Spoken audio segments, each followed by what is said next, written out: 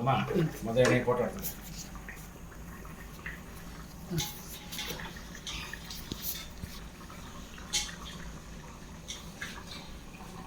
இப்போ குழம்பு நல்லா மசாலா நல்லா இதாகிடுச்சு, மசாலா வாசமெல்லாம் போயிடுச்சு. இப்போ மத்தியை போடுவோம். இந்த மீனில் வந்து உப்பு இருக்குங்க, உப்பு மத்தி நல்லா அலசுன பொறுமையாக வேலை பார்த்தோம்னா நல்லாயிருக்கும். இது ரொம்ப நேரம் வேகணும் வந்துச்சுன்னா பீஸ் ஆகிடும்.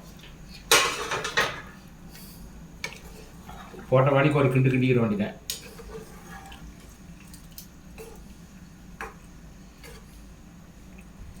அப்படி போட்டு இந்த மீனை போட்ட மணிக்கு இந்த மீனுடைய அப்புறம் குழம்பு ஹெவியாக இருக்கும், நல்லா டேஸ்ட்டாக.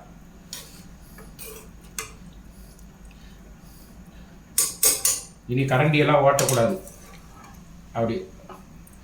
அப்படியே டேஸ்ட்டு உப்பு எல்லாமே கரெக்டாக இருக்கு.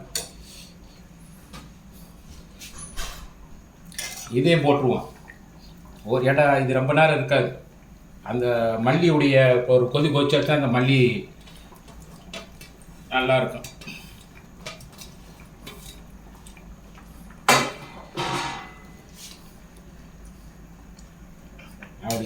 அப்படி போச்சு.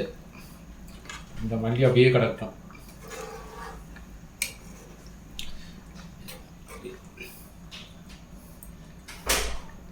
அப்படி சூப்பராக இருக்கும். அப்படி அள்ளி அப்படி சாப்பிட்றப்ப சூப்பராக சோத்துக்கு நல்லாயிருக்கும். அவ்வளோதான், ஜம்முன்னு மூடிட வேண்டியது. ஒரு 5 நிமிஷம் வெந்தாவே போயிடும் இந்த சின்ன மீன்.